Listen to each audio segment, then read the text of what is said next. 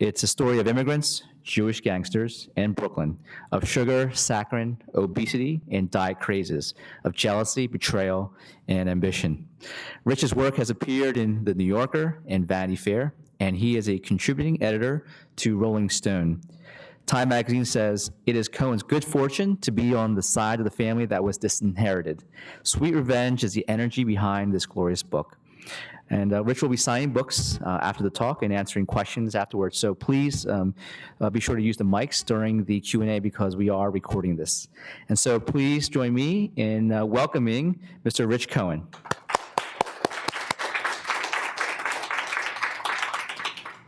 Thanks.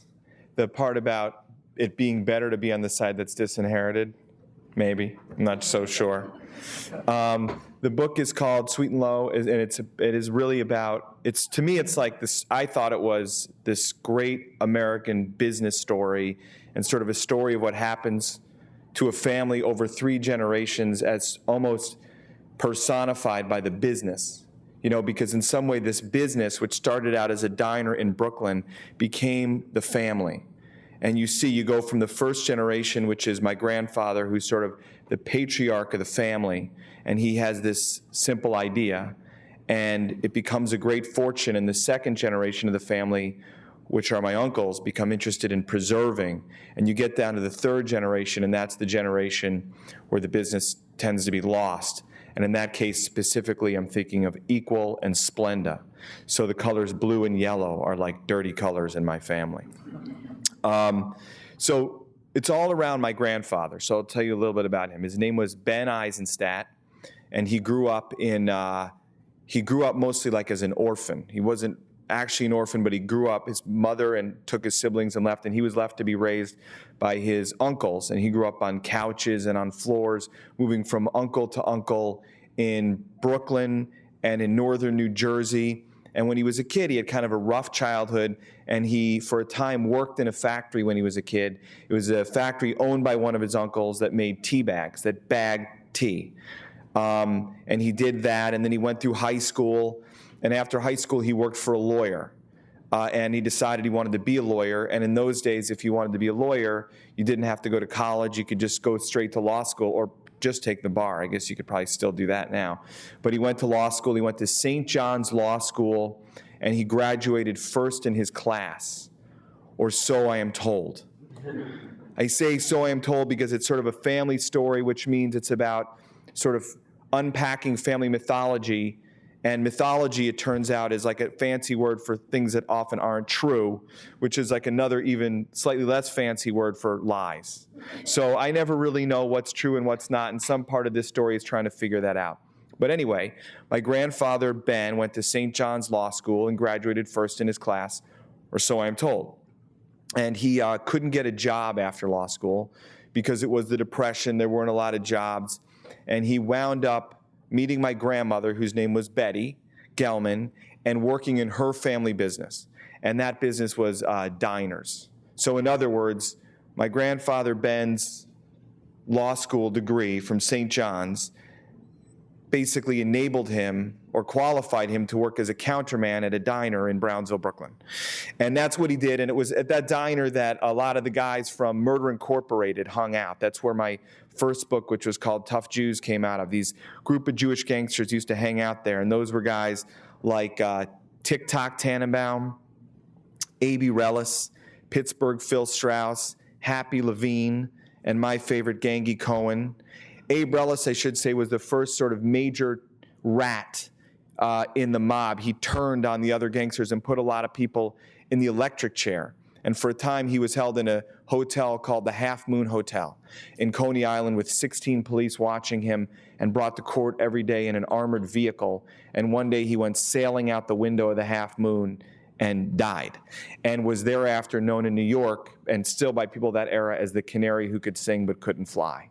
So the story of my family is somehow wrapped up with the story of Abe Relis, nicknamed Kid Twist.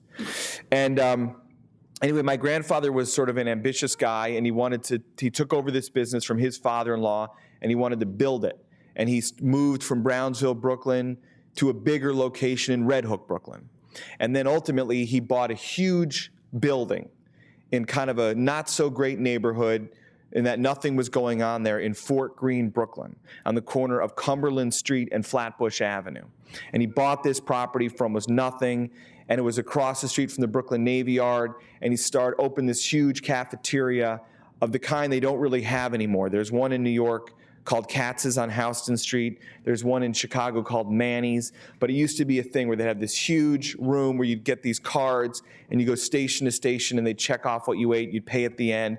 He had a bar there. It was open virtually 24 hours a day and started off kind of small. But then there started to be like rumors of war in Europe. And suddenly the countries of Europe started to rearm and they had to buy ships.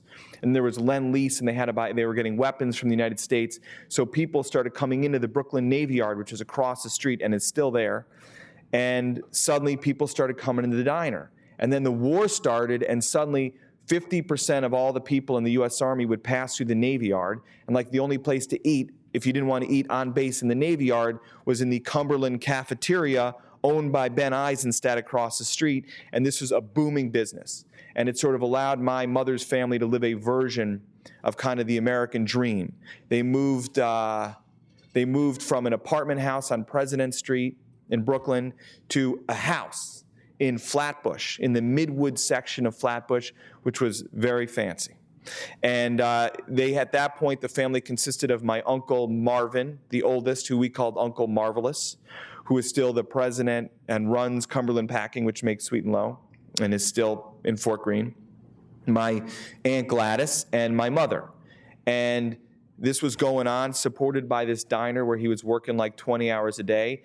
And this continued until, the war ended. And generally, the end of the Second World War throughout the world was considered good news. People were happy about it. There were parades. Somebody in Times Square got kissed. Maybe you've seen that picture. But sort of if you're a guy who runs a diner that's based on people coming in who are in uniform, it's sort of like a mixed blessing. And basically overnight his business vanished. No more customers. He now had this house, he had this family, he had debts. There's sort of out of ideas, money flying out of his pocket. And there's a story told in my family. It's sort of a Bible story. It's a foundational myth. It's like our Garden of Eden story in my family. And it's a story of Grandpa Ben and Grandma Betty go to eat in Cookie's Diner in Midwood, Brooklyn. It's like the scene at the end of the dream. They don't know what they're going to do. They're sitting there. Betty orders tea. Ben is sitting there with his head in his hands, and he's saying, what am I going to do? What am I going to do? I have this family. And Betty has got her tea now, and she's trying to pour sugar into her tea, and the bottle's all jammed up, and the sugar won't come out. And so he's saying, sort of like on a split screen, what am I going to do? What am I going to do? And she's saying, why won't this pour? Why won't this pour? So you have this, what am I going to do? What am I going to do? Why won't this pour? Why won't this pour? And she says, why don't you pack sugar? And it's like, the Reese's peanut butter cup, the chocolate and the peanut butter. And it's like the simple idea. And he goes back to his diner and he buys an old tea bag machine, which is like the thing that he knows how to do from when he's a kid, is bag tea. And he converts the old tea bag machine into the first ever in history sugar packing machine. And he figures out how to pack sugar, solving a problem that he always had as the owner of this diner. And now he has the product, but he's got no market. And the thing it turns out in America is inventing the product is like the easy part. It's like inventing the market that's the tough part. So he thought, who needs sugar packets? And he went to Domino Sugar, because that was the largest sugar refinery in the world, and it was in Brooklyn. And they closed a few years ago, but the sign is still there. And he set up this pitch meeting, and he showed them his sugar packing machine. And he showed them, and they said, first show us how it worked. And he showed them, it was this amazing machine, and packets went in, and sugar packets came out, and they said, fantastic. One more question, did you get a patent for this? And he had never patented the machine.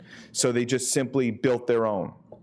So he was sort of, beaten down for a couple days by that, but then he sort of picked the pieces up, and he went around to small sugar makers, and they didn't want to build their own machine. He signed contracts with them, and he changed the name from the Cumberland Cafeteria to the Cumberland Packing Company, and he started packing sugar. And if you look on the back of the sweet and low packet, it still says the Cumberland Packing Company. He started packing other things too, which is he packed soy sauce, he packed duck sauce. My favorite is he packed sea monkeys. You know, sea monkeys, little amoeba shrimp you order, or brine shrimp you order in the back of comic books. And from the picture, it seems as if they're going to sit on couches, ride bikes, and have very intricate interpersonal relationships. And then they arrive and you can't even see them.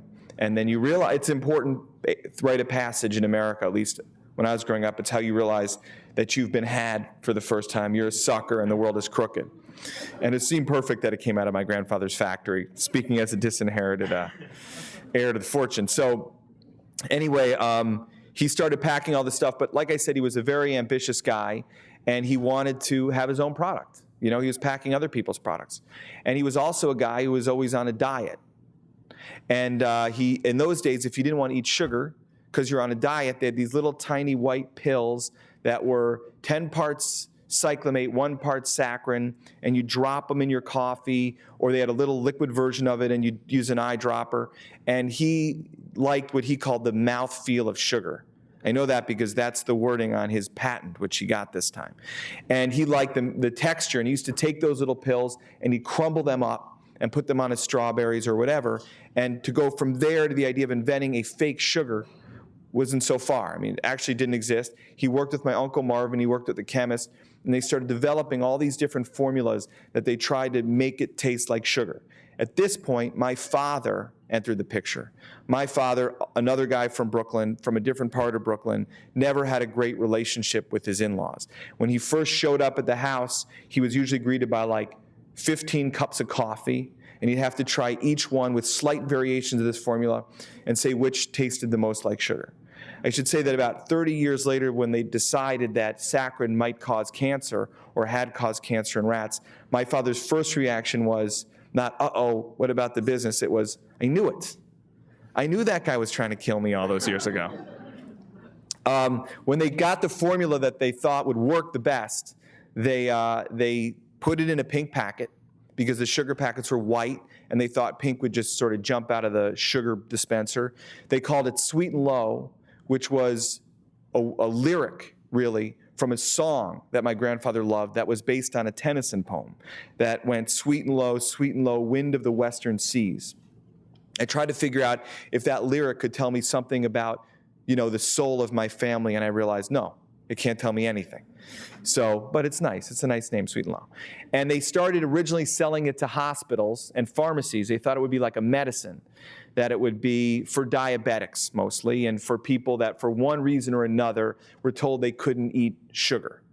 And what happened is they found out that people were stealing them from hospitals.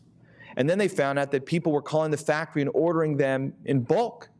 And they had accidentally plugged into this thing. I mean, it turned out that my grandfather was on a diet, like so was like 70% of America. He just didn't know it.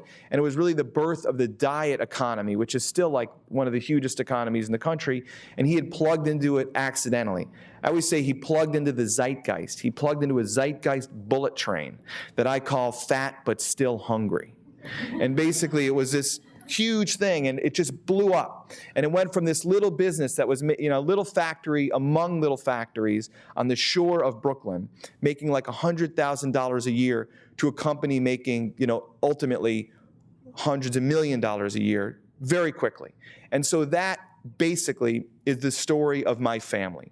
It is a story of your basic, normal, mildly dysfunctional Brooklyn family plus a couple $100 million. So what you have here is it's a science experiment, really. And me and this book are the result of that science experiment.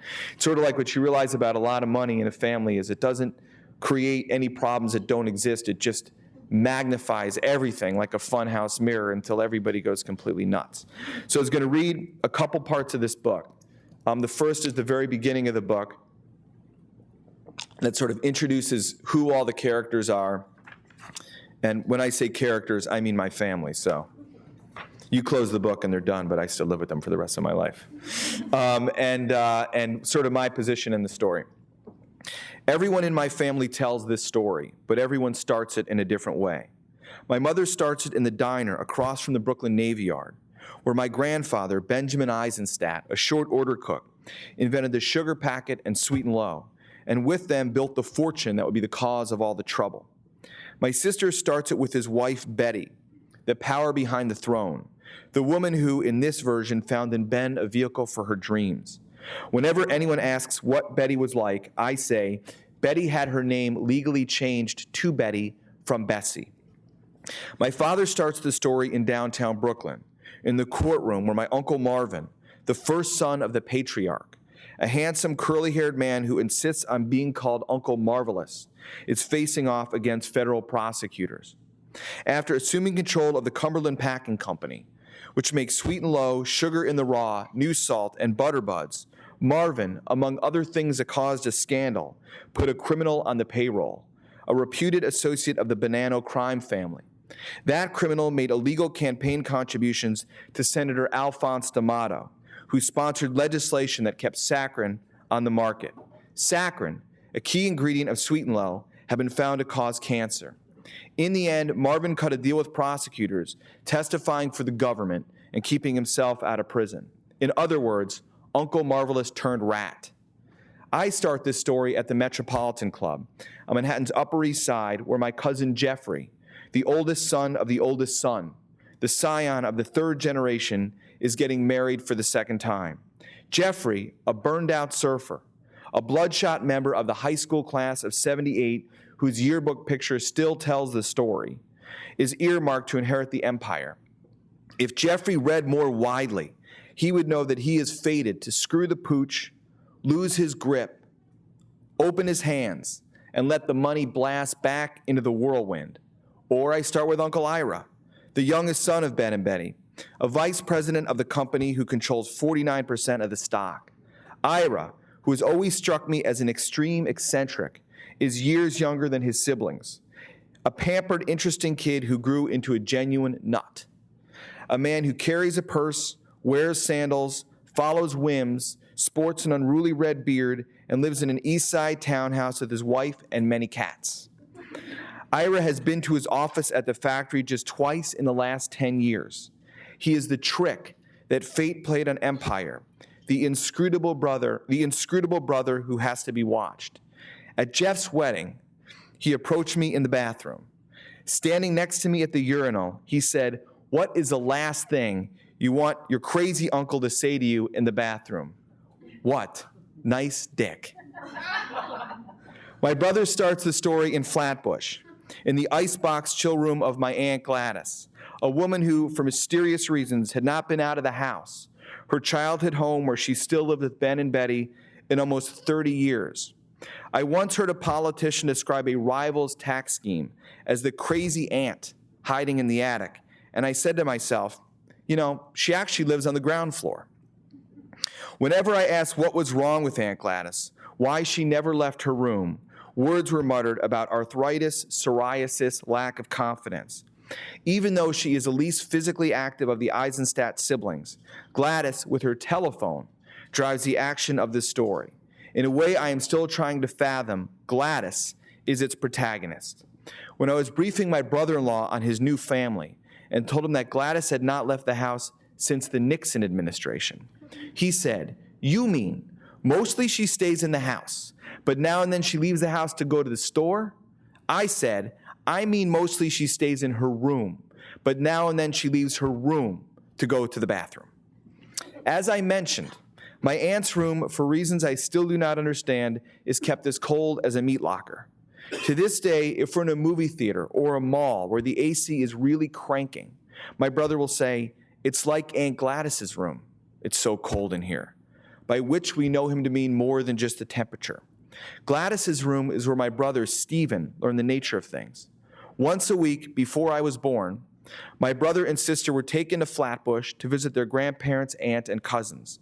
There was an ancient form of primogeniture at play in the family. As the son of the oldest son, cousin Jeffrey was golden.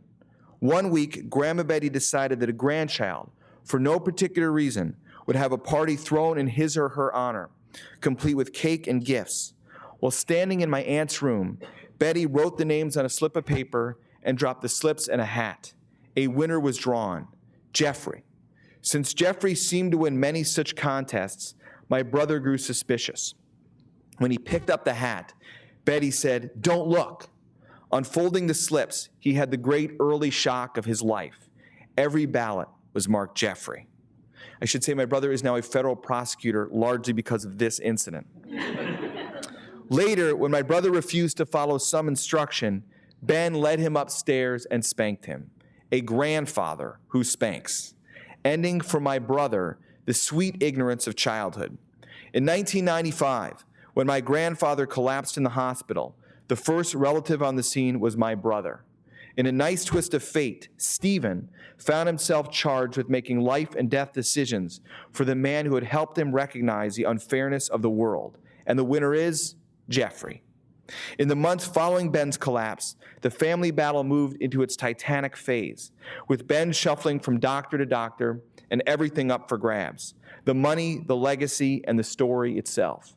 When Grandma Betty died, I found out that my mother had lost this battle and that she and all of her children had been written out of the will. The factory and assets of the company are worth an estimated several $100 million. Betty's last words came in a legal document. I hereby record that I have made no provision under this will for my daughter Ellen and any of Ellen's issue for reasons I deem sufficient. Her issue, it was like being called discharge or refuse or excrement. She swallowed a dime, but it came out in the issue. So fate has placed me in the ideal storytelling position, the youngest son of the once favorite daughter, outside but inside, with just enough of a grudge to sharpen my sensibility. I am Napoleon staring at Paris from Corsica. All they have left me is this story. To be disinherited is to be set free. So that's it.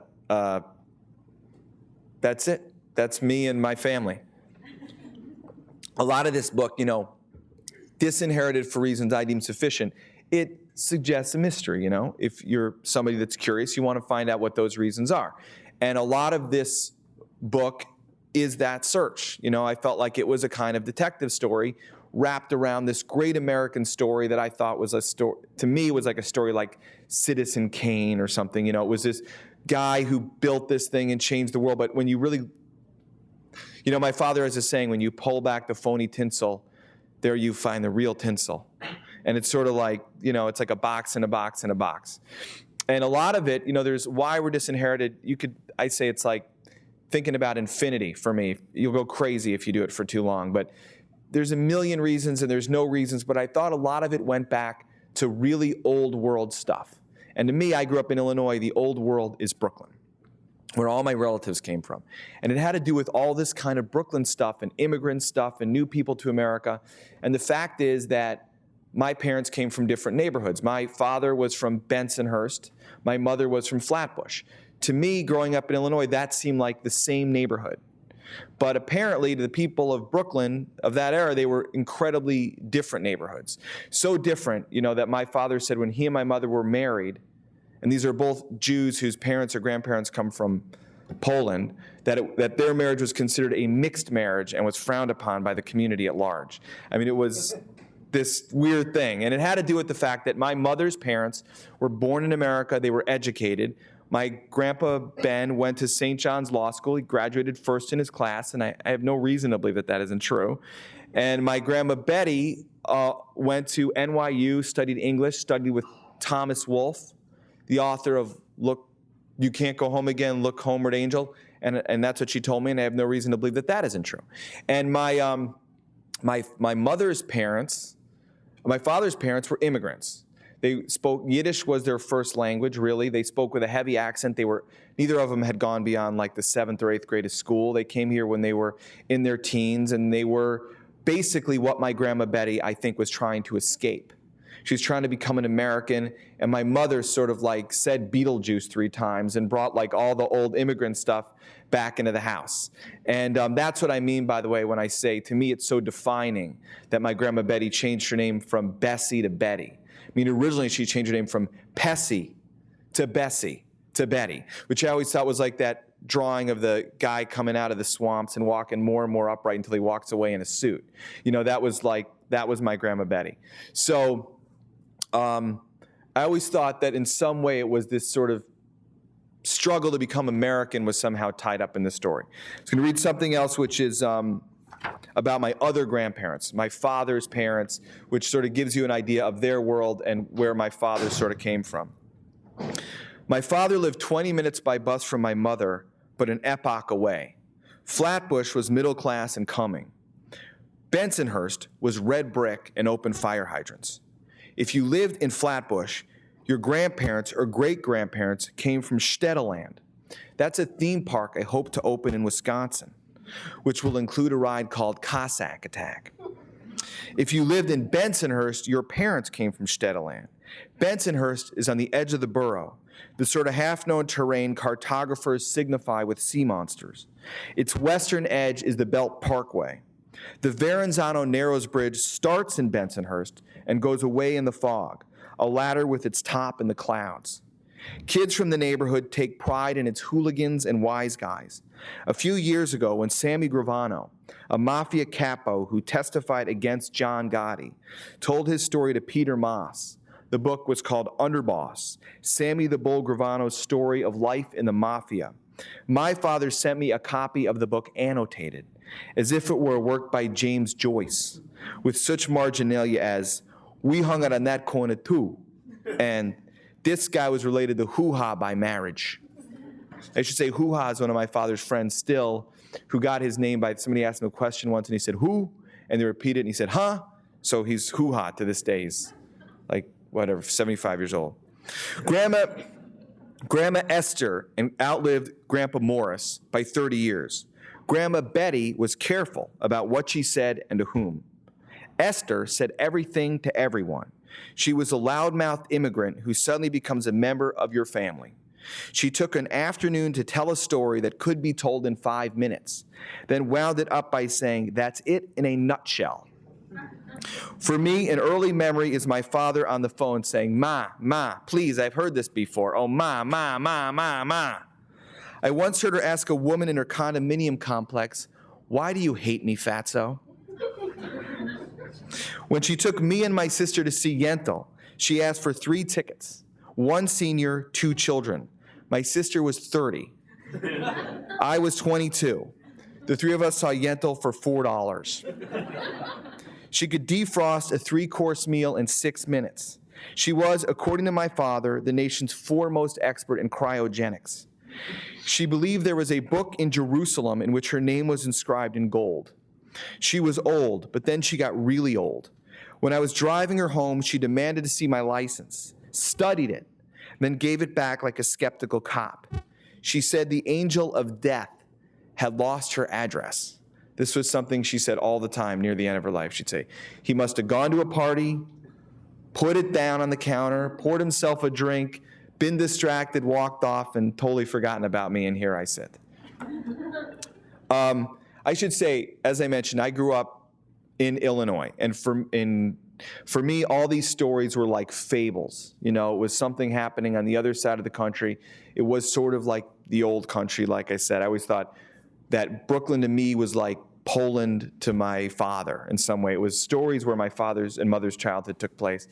We'd go there, we'd visit there, but it was like the Sweet and Low factory, the Sweet and Low fortune, even the stories I heard about the Jewish gangsters who hung out in the diner, the Brooklyn Dodgers. It was like all this land of imagination. And I realized growing up after a while that my parents had jobs, apparently, but like their real full-time job was just being from Brooklyn. And that was like even their religion. And something I always heard when I was a kid is that 1 in 5 Americans have their roots in Brooklyn. Everything good comes from Brooklyn. If you want to know what's really going on, go to Brooklyn. On and on and on and on. And it gave me with sort of a warped sort of sense of where I was growing up. I should say my father is a guy, he looks like a guy from Brooklyn, and he speaks with a very heavy Brooklyn accent of the kind you don't hear anymore. And his sort of thing was unusual in Illinois when we were first there. And when people would ask him where he was from, because they knew he wasn't from Illinois, they'd always say, "Where are you from?" He had this standard answer. He'd go, "Me, I'm from Cheyenne, Wyoming." And if they asked him what he did, well, what do you do for a living in Cheyenne? He would go, "I'm a Presbyterian minister." And this was like a routine joke until he said this enough that people heard about it. He was actually given honorary citizenship in Wyoming, which he has to this day. So I was going to read one more thing, which is like what it's like to grow up in the middle of the country when your parents' religion is being from Brooklyn. In 1967, my parents moved to Illinois, where my father, a corporate executive at Allstate Insurance, had been transferred. For my family, it was like a second crossing. To the Herbies and Ellens of Brooklyn, America is the 13 colonies plus Miami Beach. The rest of the country was just the words in the Irving Berlin song: mountains, prairies, oceans, foam. When my parents speak of their first years in Illinois, it's the way that at school, the teacher spoke of the journeys of Marquette and Joliet, the French explorers who mapped the lakes and rivers of the upper Midwest.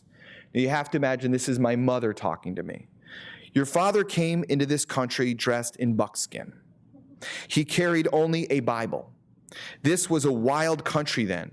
There were no Jews in the territory, nor any from Brooklyn. You could not find the New York Times or good Peking duck. The bagels were like donuts, and the spaghetti was like paper mache. The neighbors were happy when we moved in. They said, "Thank God, we thought they would sell it to Catholics." Libertyville was surrounded by farms. My father chose it because it was near the tollway. That's never a good reason to pick a house out, by the way. There was a barbershop, a Ford dealer, a Dairy Queen.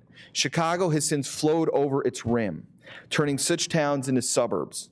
But Libertyville then was still an outpost of nowhere America. In 1968, Ben and Betty visited for my bris. My brother was 5, my sister was 8. Because I had been sickly, handsome but small, the bris was put off until I was 5 weeks old. I can remember large parts of the ceremony. Or think I can, though everyone calls that nuts. I remember the layout of the house perfectly. A wood and brick colonial amid a sea of oak trees. That house was summer. The smell of laundry, the street dead-ending at the Des Plaines River, which was warm and drowsy, and marked the termination point of the known world. Because I was born in Illinois, I came to know my grandparents at a distance. I hardly saw them. For me, the world began with Ellen and Herbie.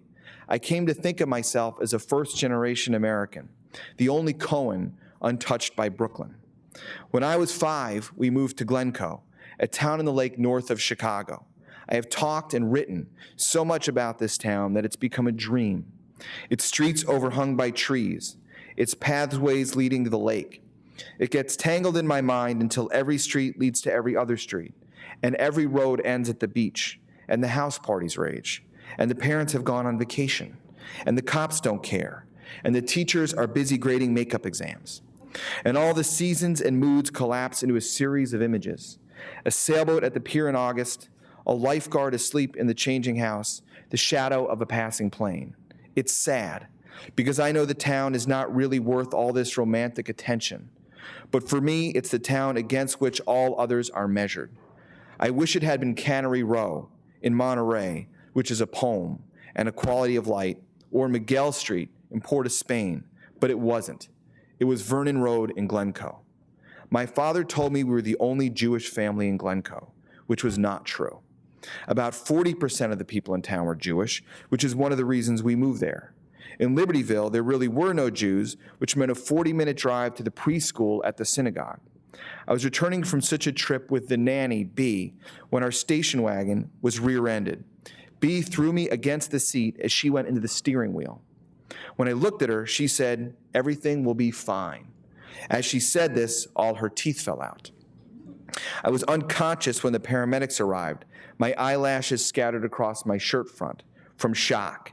For my mother, this was the end of Libertyville. She found a house in Glencoe, closing the deal while my father was out of town.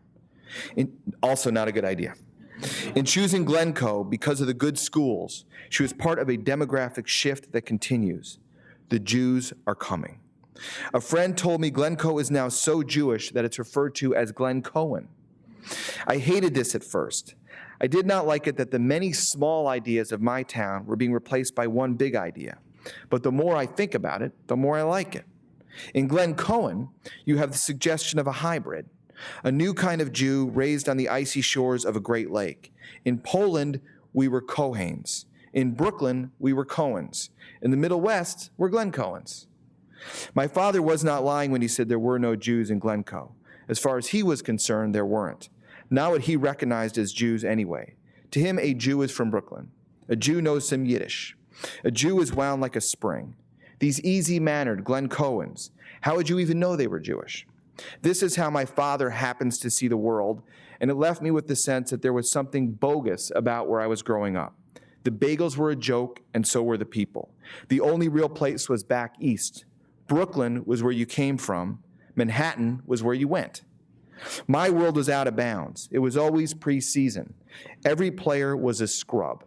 My father encouraged me to ditch the Cubs, my favorite baseball team, for his much more successful Dodgers, formerly of Brooklyn. He said a Cubs fan learns to accept defeat as the natural condition of life.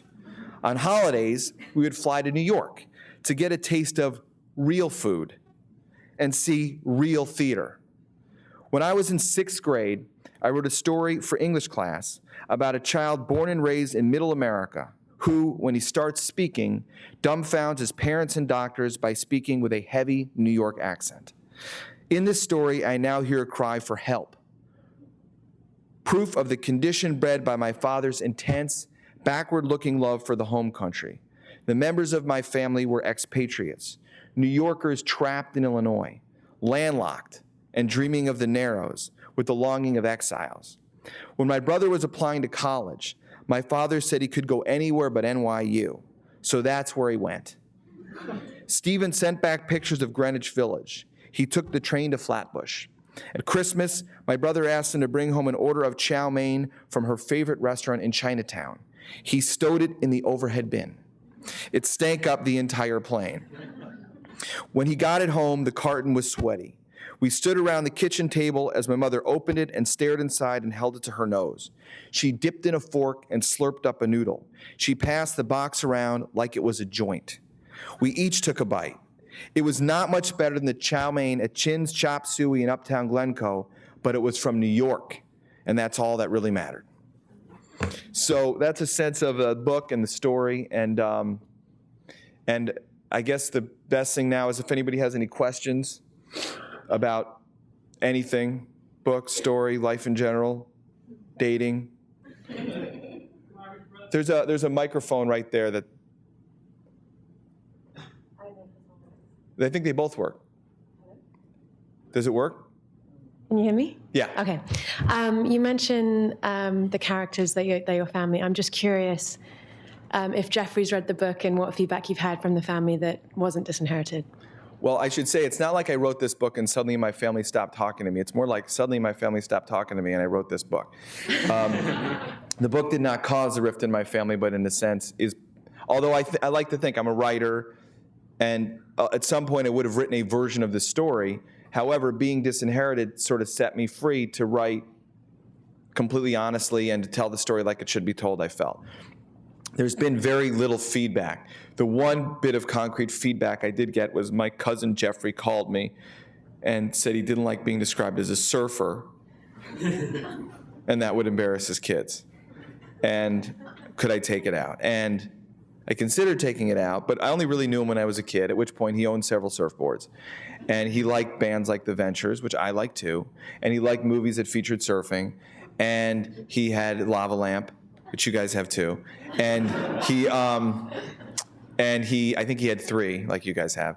And he, went to school in California so he could surf all year. And so I thought, as a reporter, adding all that up, I thought I could make a fair case that it was fair to call him a surfer.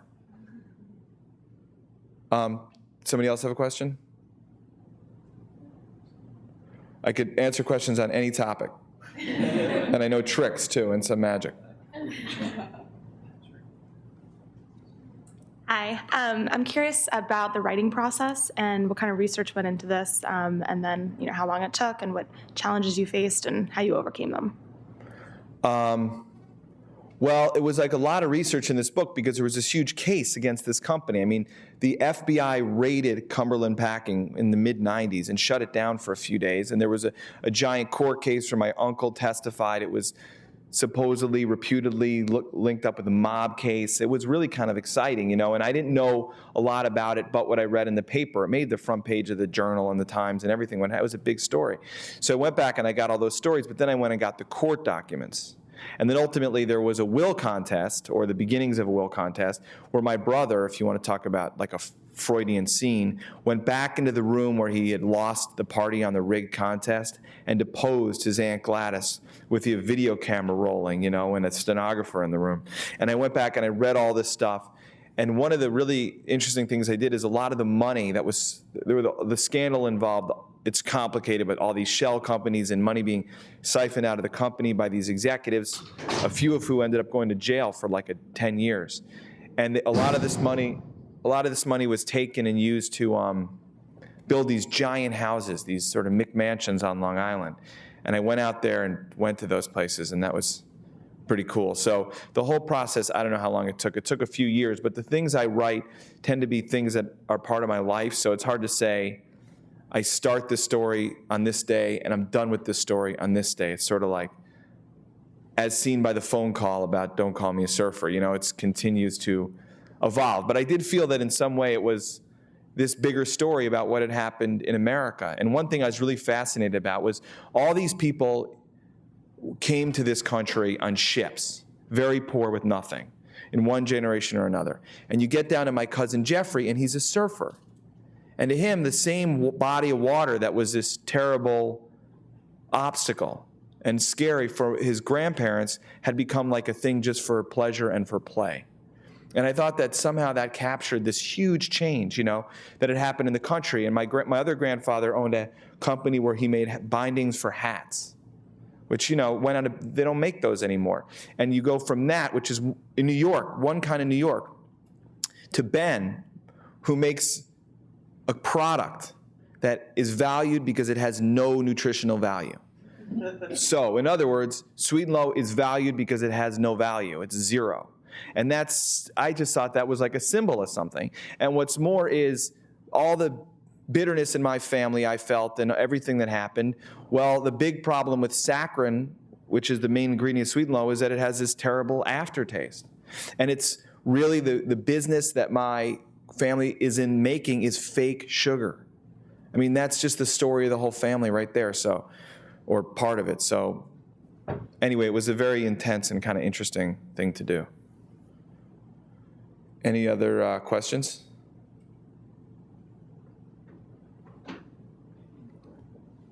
I've already read the book and I liked it a lot. Thanks, but I was surprised when I first opened it that it wasn't a graphic novel. So I'm wondering how the cover came about. Well, Actually, I signed a contract to write it as a graphic novel, but it turns out I can't draw. So, no, it's because it's like a memoir, but it's not really just a memoir. I don't really write memoirs, I feel like. I like there to be a new genre called stuff that actually happened. I mean, in that it's not revealing about myself, but it's sort of a story that any reporter might write, except I have this unique kind of access to it. And when I gave it to my editor, the sort of response was, how do we signal that this book is different in some way? You know, that there's a story here, that it's about people and characters, and it's not just a history book, and it's not just a memoir. And they had this idea of actually illustrating the cover like as if it was a movie trailer. So basically, they hooked it up with a graphic novelist, and we worked together. That we never actually met, and I sort of drew a version of the cover with stick figures.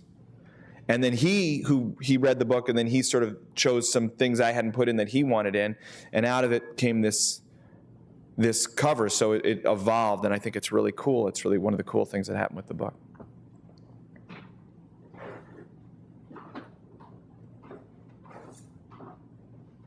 So you mentioned that some fact checking went into this book, and I saw that there was a credit for a fact checker.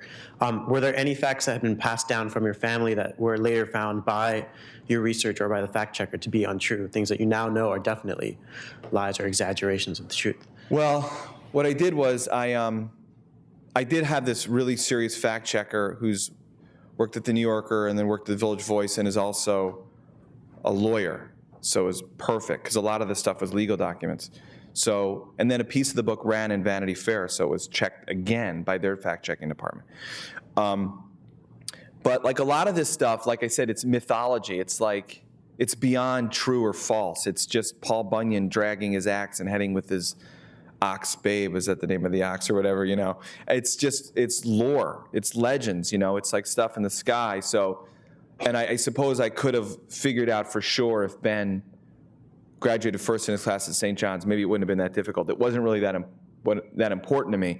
What was important was the stories about the factory, and a lot of this stuff, you know, people have different versions. That's why I started the book the way I started it. I wanted to get a sense that everybody has their own version. But what really surprised me, because I went and interviewed my Uncle Marvin, and I interviewed my aunt, and I interviewed a lot of people, is how much they agree on.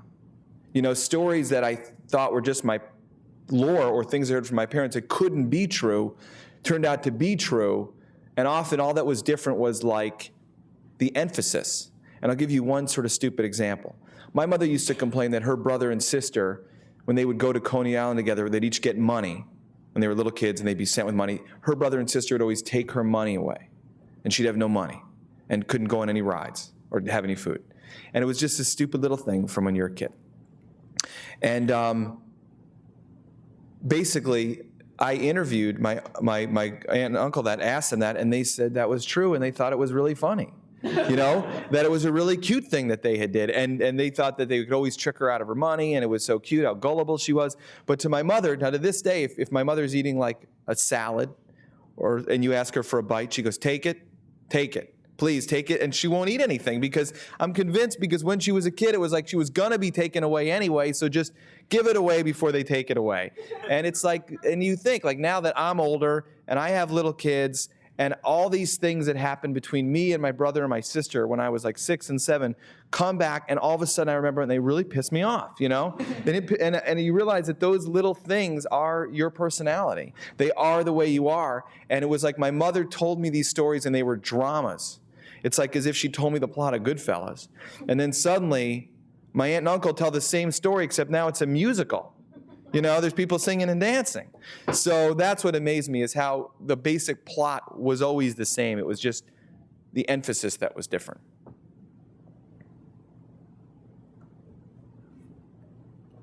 So there's a question from the Irvine office. What's your take on other artificial sweeteners and the competitive marketplace and its impact upon Sweet and Low? Well, basically, right when I was finishing this book, or research on the book, I did actually a taste test where I ate without any food both Equal, Sweet and Low, and Splenda. And this is something else actually my cousin got pissed off at. I wrote in the book, which is that Sweet and Low without anything in it or in anything will make you want to vomit. It's just a fact. It is a very strong aftertaste. And to test this out, because I was told I was being a little unfair, I gave some to my son, who's 3.5, just a little drop to see the reaction, and it was the vomit reaction. Okay, Equal is not as Sweet and Low, and Splenda is the best. I mean, as a product, it's the best, because what they did with Splenda is it's a new kind of product where they reconfigured the molecule. It's in a whole different kind of science, where I always say it's sort of sugar solved. So they took the sugar molecule, they replaced, I think, hydrogen atoms with chlorine atoms, so your body doesn't recognize it and has no use for it, doesn't store it. So it tastes like sugar, but it's like it never happened. Like that piece of cake never happened. Something like that. So, but it's a lot more expensive to make and all this stuff. But what's amazing about this product, and this has been about 3 generations, is when my grandfather was really running the company in the mid-70s, at one point he had like a 70 or an 80% market share. When it wasn't Equal, it was Searle, had aspartame, which was a new product, wanted to put it on the market. Their first move, which is the classic business school move, was to buy Cumberland, a much smaller company with the brand name product, and then put out Equal as new and improved Sweet and Low, like new formula Coke or whatever. And my uncle and my grandfather was getting older, didn't do that. And later they were, according to my uncle, also offered the opportunity to buy out the patent on Splenda from Johnson & Johnson, and they didn't do that either. So now when I was researching the book, they had a 15% market share. And then I hired the fact checker, and she said, you know what? You were right when you wrote that. It was like a year from when I wrote it to when it was being fact checked. But in that year, they've gone from 15 down to 12. It's this sort of shrinking market. So it's really, to me, it was sort of like, the thing that my Grandpa Ben did was he's always trying to invent new products. He had a sense that the market was changing very fast, and he had to do these new things. So he invented, when there was the whole cancer scare, he came up with sugar in the raw, which is a big product. And he came up with things that weren't so big, like Butter Buds, which I was a guinea pig for when I was a kid. I ate so much freaking Butter Buds. And there was a constant attempt to fool me that it was butter, but it never really did fool me. And then with the second generation with my uncle, there's this desire to, keep what he's got and protect what he's got. And in my opinion, like sort of what happened with the scandal in the company was a result of that desire, which is they wound up sort of making campaign contributions to congressmen to change legislation to protect the product rather than just inventing a new product or inventing Splenda or buying out. And then you get down to the third generation, which is my cousin Jeffrey. And basically that's the generation that loses the money. And I've always heard that, and I finally figured out why. It's because that generation doesn't believe the money can be lost because they've had it their whole lives. It's sort of like it's always going to be there because it always has been there. And that happens, I think, with families, it happens with businesses, and it happens with countries. So it's like this very big thing that happened. I think that ultimately, the future, probably 10 or 15 years, who knows what's going to happen, but I bet if you were to go and figure out what percentage of people use Sweet and Low, it's people over 70, people over 60, and those people will get old, and then they'll be gone, and then what'll happen? So we'll wait and see, and perhaps another book down the road. Any other questions? Any questions from Irvine or outer space? Yeah? I was just wondering if you think it's inevitable for the third generation to always lose it and just waste everything previous generations have done. Do you think that, do you think there's anything that can be done for that? Or? Yeah, actually, the question was, because I know it wasn't on the microphone, is it inevitable for the third generation to lose the fortune, lose the business, or can something be done about that? And actually, that is something I looked at in this book. And I looked specifically at the Warburgs, which was a banking family that was a family business that existed for way past for many generations. And I tried to figure out how they did it. And I came up with some general rules, but basically, I can't find them exactly here, but basically, they had this idea that they would sort of outsmart the normal way generations work. And what they would do is they wouldn't go with that primogenitor. They wouldn't go father to son to son to son. They had these big extended families, and they would look for the talent in their extended family wherever the talent was. So it might be that the real dynamo in the family in the third generation wasn't the grandson of the founder or the direct descendant of the founder or the son of the first son. It might be that he was the son of a third cousin that lived in a distant city. And they would find him, they'd watch those people, and they'd bring those people into the business. And then, even when they found him and they spotted the people in the extended family they thought were going to be the leaders of the family, they didn't bring them right into the business. They would send them to some other city where they weren't known, where their name didn't mean anything, and they'd put them into a business and make them work for 10 or 20 years, one, so they could learn something new and bring it back to the company, and two, so they would have to work and prove themselves. And the real reason for this wasn't just that it gave people confidence in the person, it gave the person confidence in themselves. So when this person came back, he felt like he'd already sort of done something. He could run something. He'd made it. It wasn't just that he was stepping into his grandfather's shoes and now was suddenly doing battle with Equal and Splenda, who are run by all these guys who are self-made. He would be, in a sense, a rich kid who was also in some way self-made. So the big question is, how do you have the son of a rich man who isn't a rich man's son? And it's really tough, and it's what I sort of think the Warburgs gave a little bit of a blueprint for. And to give you an example, when Sweet and Low was battling with Equal, aspartame, do you know who was the head of that company? It was Donald Rumsfeld. Donald Rumsfeld was ahead of Searle when aspartame was approved by the FDA and Equal went on the market, and within 2 years had taken over 50% of the market. So suddenly, he went from Marvin, my uncle, went from competing with little places here and there to competing with the giant corporations. So it's like you move into the bigger waters, you get the bigger sharks, I think.